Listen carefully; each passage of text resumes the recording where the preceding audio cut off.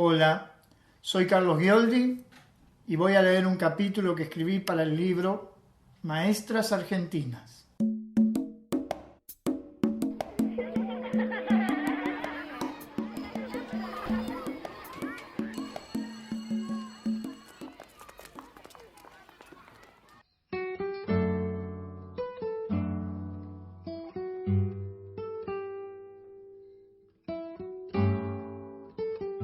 Josefina Orozco.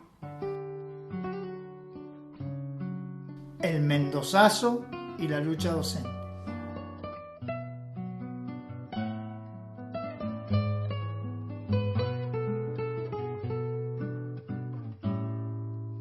A principios de la década del 70, la dictadura militar, iniciada en junio de 1966, llegaba a su fin.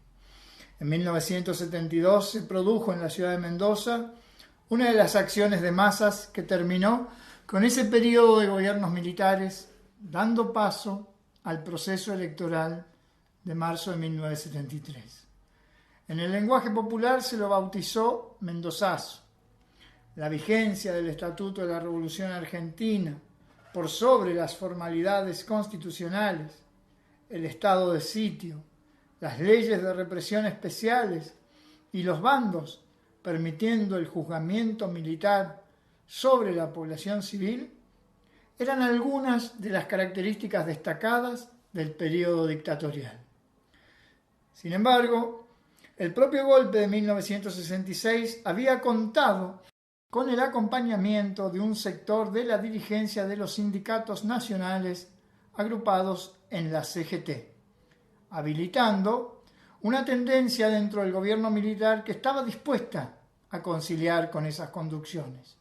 Este entendimiento había dado como resultado la sanción por decreto de una legislación sobre asociaciones profesionales y de control sindical sobre el sistema de seguridad social que consagraba un espacio de poder importante para el sindicalismo nacional. Esta política de acuerdo entre el sector sindical y el militar había dado frutos en una importante tregua en la conflictividad contra el gobierno. La crisis del programa económico dictatorial, que se basaba en la industrialización a partir de las inversiones de grandes capitales transnacionales, así como la caída de los precios y los volúmenes de exportaciones agrícolas ganaderas, hicieron que comenzara a manifestarse un creciente descontento popular. Como expresión de ello, la política de negociación y concordancia comenzó a resquebrajarse desde las regionales sindicales de la CGT del interior del país, lo que se expresó en el Congreso Sindical que dio origen a la CGT de los argentinos, de fugaz existencia en 1968. No era ajeno a estos acontecimientos la disputa entre el más importante dirigente sindical, el metalúrgico Augusto Bandol, que levantaba la posibilidad de estructurar un peronismo sin Perón, acompañado por representantes del ala política del movimiento justicialista, y por el otro lado, el propio Perón, que desde Madrid articulaba una postura combativa contra esta tendencia acuerdista. A esto se sumaba un proceso de efervescencia y luchas al calor de la descolonización en África y los enfrentamientos de masas antiimperialistas en Vietnam o Cuba, que llevaban a importantes sectores de todo el mundo a tomar posturas radicalizadas frente al orden económico mundial. En la propia Iglesia Católica aparecía un proceso de enfrentamiento a la jerarquía conservadora a través del denominado Movimiento de Sacerdotes del Tercer Mundo. Por último, podemos agregar un importante cuestionamiento hacia los valores conservadores en las conductas personales y colectivas, especialmente desde los jóvenes. Desde 1969, el régimen militar fue acorralado por una serie de semi-insurrecciones populares que sacudieron la situación de la Argentina. Los cordobazos, rosariazos y otras revueltas populares socavaron el férreo control del régimen militar sobre las libertades democráticas, imponiendo una dinámica de apertura. Llegó a su fin el turno del dictador Onganía, quien originalmente planeaba quedarse 20 años y pronto también sucumbió su sucesor, Marcelo Levingston. El general Lanusse, como nuevo presidente, abrió un periodo de negociación para arribar a una convocatoria electoral que iba a permitir la participación del peronismo después de casi 2 décadas de proscripción. En líneas generales, este era el contexto que caracterizaba a la época. Mendoza no era ajeno a esta situación. En esa provincia, las fuerzas conservadoras y tradicionalistas, que como en otras provincias tenían una fuerte presencia, habían incorporado un gobernante civil colaboracionista con la dictadura militar, Francisco Gabrieli, del Partido Demócrata.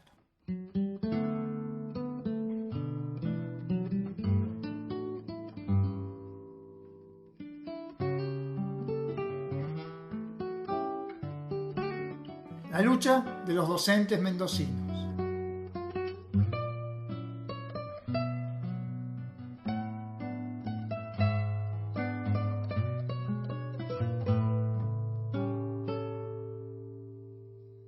A inicios de 1972, los docentes mendocinos comenzaron a llevar adelante una huelga por tiempo indeterminado. Reclamaban una serie de reivindicaciones que incluían la actualización del índice docente, el retorno al régimen jubilatorio anterior, más beneficioso, y una bonificación por dedicación exclusiva y por zona inhóspita. Las autoridades respondieron con una fuerte campaña de desprestigio y calumnias contra los docentes y sus reclamos. A través de los medios de comunicación, los voceros del gobierno definían como inaceptable una huelga llevada adelante por maestros, sosteniendo que contradecía la verdadera vocación y el rol que la docencia debía llevar adelante educando a la infancia. Frente a ello, los voceros del conflicto impulsaron una política de concientización y trabajo social sobre lo que hoy denominamos comunidad educativa. Los docentes mendocinos resolvieron llevar adelante una fuerte campaña de propaganda sobre la población, divulgando los motivos de sus reclamos y realizando tareas de servicio en beneficio de la comunidad, como campañas de vacunación y el reparto de vestimentas y útiles escolares. La definición de la identidad docente se encontraba muy presente en el movimiento huelguístico de la época. Era usual expresar que la docencia era más que una profesión, un apostolado. Esta problemática tornaba forma en una discusión que surjaba del activismo docente y que se expresó en torno a la denominación de la organización gremial. Aunque parezca una cuestión semántica, la cuestión era si mantener la denominación de Unión de Educadores o modificarla por la de Sindicato Trabajadores de la Educación. Este debate, que escondía una profunda diferencia conceptual, fue aflorando en este proceso de huelga general iniciado en marzo de 1972.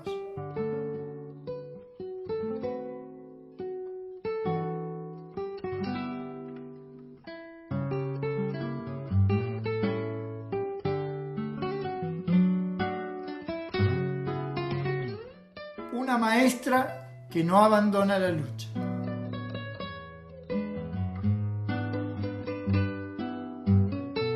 Josefina Orozco de Muñoz, Fina para sus colegas, venía de una familia de maestras. Cuenta en sus memorias que deseaba, ante todo, jerarquizar la vocación de servicios a la comunidad, por lo cual decidió iniciar su carrera como maestra rural en las localidades de Luján y Maipú. Eran cargos en los que se debía garantizar, con su esfuerzo particular, el funcionamiento del establecimiento. Por ejemplo, al terminar la jornada escolar, debía recorrer los campos para pedir donaciones para los niños.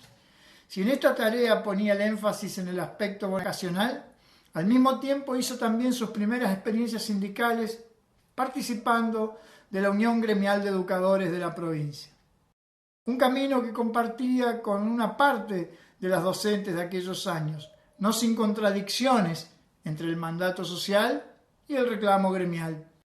En esa experiencia, al calor de la huelga, pasó a integrar la mesa de coordinación que ayudaba al sostenimiento de la misma. Quisieron las circunstancias que el 17 de marzo de 1972 Josefina Orozco se colocara en el centro de esta lucha.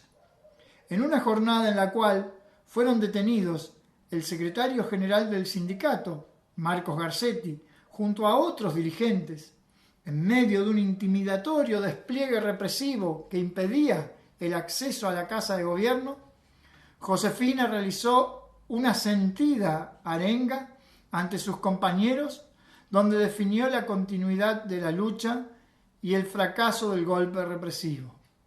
El inicio de una llovizna le trajo el recuerdo de una fecha clave de la historia nacional. Entonces manifestó: como en aquel 25 de mayo de 1810, estamos acá, el pueblo argentino, para decirles a los que hoy detentan el poder que no estarían ocupando ese sitial si no hubieran tenido un maestro que les enseñó a leer y escribir.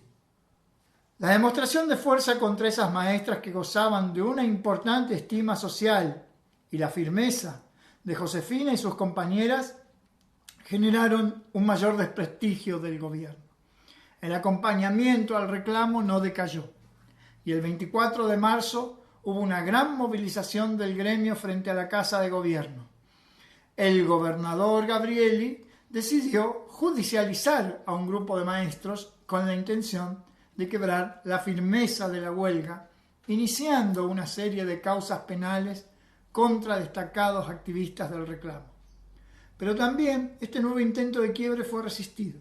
Josefina Orozco, como parte de la coordinación del conflicto, y todo el colectivo docente reafirmaron la continuidad de la lucha.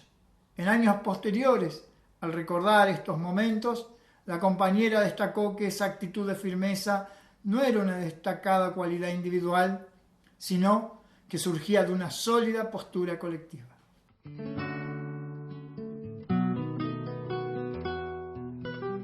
La confluencia con el mendozazo.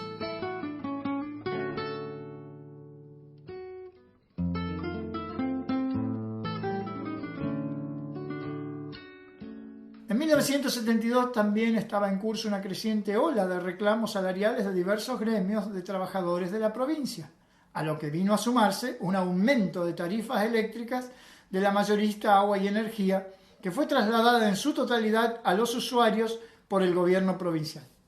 Este aumento en las tarifas, que llegaba al 300%, desató una oleada de resistencia y protestas que se extendió de manera incontrolable. Como una chispa sobre un pastizal seco, puso en pie un reclamo generalizado que incluyó a juntas vecinales, asociaciones de comerciantes y un sector creciente de gremios agrupados en la CGT. Este descontento comenzó a tomar forma en medio del estado de sitio y de una firme exigencia del gobierno nacional para reprimir violentamente cualquier intento de protesta popular.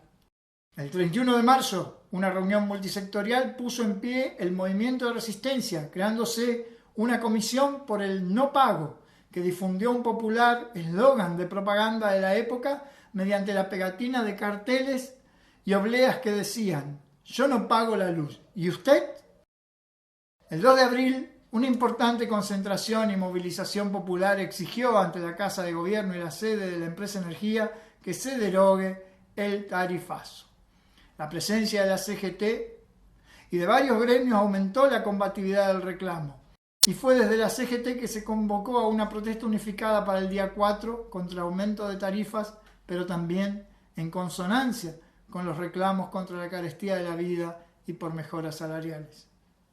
Fue precisamente ese 4 de abril de 1972 cuando, bajo la excusa de enfrentar un movimiento huelguístico declarado ilegal, se reprimió la concentración que desde el gremio estaban preparando los maestros para sumarse a la movilización general. Josefina relató así esos momentos. Los caballos aplastaron a los maestras contra las veredas, nos tiraron con los carros hidrantes que te tiran al suelo por la fuerza del agua, y el agua nos coloreó los guardapolvos. Muchos nos refugiamos en casas vecinas, otros corrieron a la sacristía de la iglesia de los jesuitas, pero a los pocos minutos nos volvimos a juntar porque nadie quería irse. Como no había pancartas ni carteles para llevar, recogimos 2 palos del suelo y colgamos nuestros guardapolvos blancos teñidos de azul. Eran nuestras banderas. Cuando llegamos a la casa de gobierno, todo el mundo abrió camino y nos hicieron pasar al frente. Llegamos y la gente dijo: ahí vienen los maestros, ahí vienen los maestros. Llegaron camiones con gases y nos asfixiaron. Empleados de agua y energía nos dijeron: tápense la cara y dennos las manos, y nos empezaron a cruzar a UPA al otro lado, al barrio Bombal. Ahí las vecinas, chicas chetas como les dicen, nos insultaban: miren lo que han hecho las maestras. Los docentes coordinaron con la conducción de la CGT su participación activa en la movilización. Tal vez por esto el gobierno tomó una actitud agresiva hacia los maestros que anteriormente había evitado. La escena de los guardapolvos blancos reprimidos por camiones hidrantes con agua coloreada generó una oleada de indignación popular que sumó a millares de personas a la manifestación. La noticia difundida boca a boca despertó la bronca de los trabajadores y los vecinos que se preparaban para participar de la protesta, y una enorme movilización recorrió las calles del centro. La respuesta del gobierno no tardó en hacerse sentir. La virulencia represiva asesinó a un trabajador canillita, y esto generó una respuesta masiva y contundente por parte de la población movilizada. La policía debió retirarse de varios puestos de control e incluso abandonar un camión hidrante a la desbandada.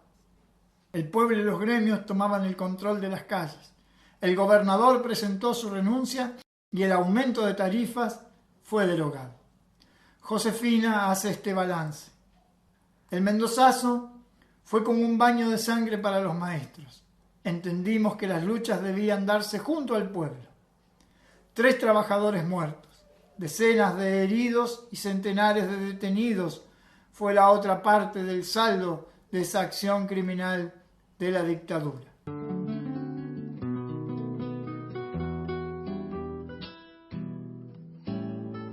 Una resolución posterior que define un camino.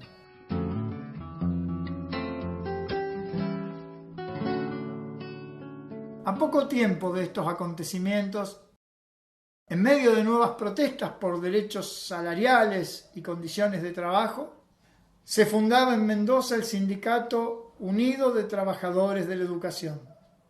El proceso de luchas y efervescencia política y social que se expresó en el mendozazo tuvo una enorme influencia en el desarrollo de la organización sindical de la docencia. Un proceso rico y complejo que pronto iba a confluir en la fundación de CETERA, Confederación de Trabajadores de la Educación de la República Argentina. Una construcción colectiva que se concretó el 11 de septiembre de 1973 con la participación de más de un centenar de entidades gremiales de base, adoptando la identidad de trabajadores de la educación y pasando a formar parte del movimiento sindical del país. Expresión de ese fortalecimiento fue la compra de una sede propia para el Sindicato Único de los Trabajadores de la Educación. Así lo cuenta Judith Caruncio, otra de las dirigentes docentes durante el mendozazo. Una vez lograda la unificación, se compró la sede del SUTE a través de un descuento en el bono de sueldo. A cada uno se le descontaba un ladrillo. Elegimos comprar una propiedad de alto valor simbólico, la casa del ex gobernador Gabrieli, responsable de la represión del mendozazo y uno de los principales representantes de la oligarquía vitivinícola. El activismo docente que se fogueó durante el mendozazo tuvo presente el ejemplo pionero de sus coprovincianas Florencia Fossati y Angélica Mendoza, que en la segunda década del siglo habían llevado adelante una de las primeras huelgas en que las maestras actuaron unidas a la central obrera de entonces.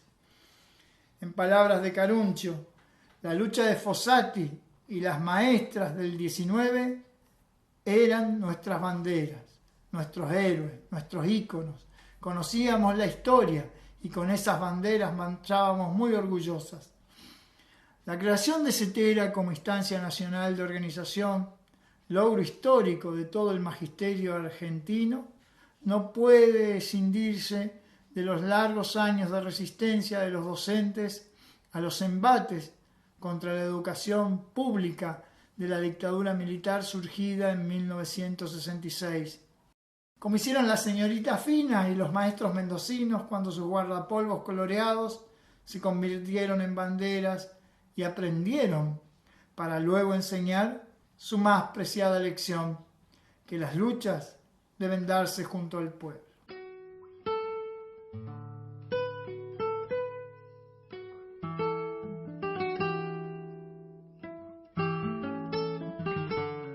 Espero que hayan disfrutado la lectura. Yo soy Carlos Ghioldi, sindicalista, secretario gremial de la CTA de los Trabajadores de Rosario, presidente de la Cooperativa de Trabajadores Solidarios en Lucha, conocido como La Toma. También soy profesor de historia y autor de textos que reflejan distintas experiencias de la lucha de los trabajadores. Un fraternal saludo.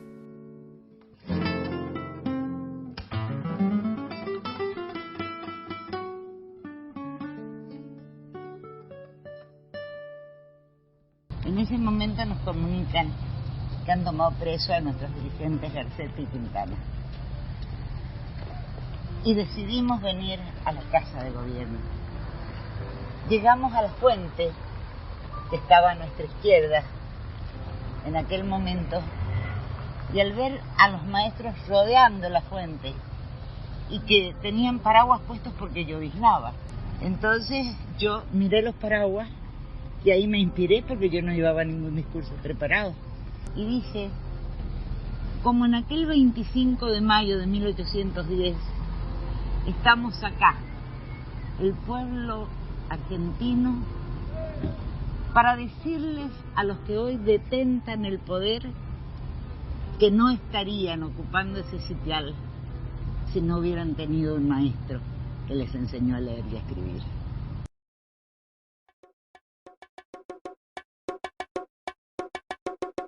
Maestras Argentinas, entre mandatos y transgresiones, reúne en un centenar de capítulos las trayectorias de maestras de todo el territorio nacional y de todas las épocas. El ámbito educativo pone en tensión los mandatos establecidos y las motivaciones propias de cada educadora, lo que confiere un particular dinamismo y riqueza a estas historias de vida.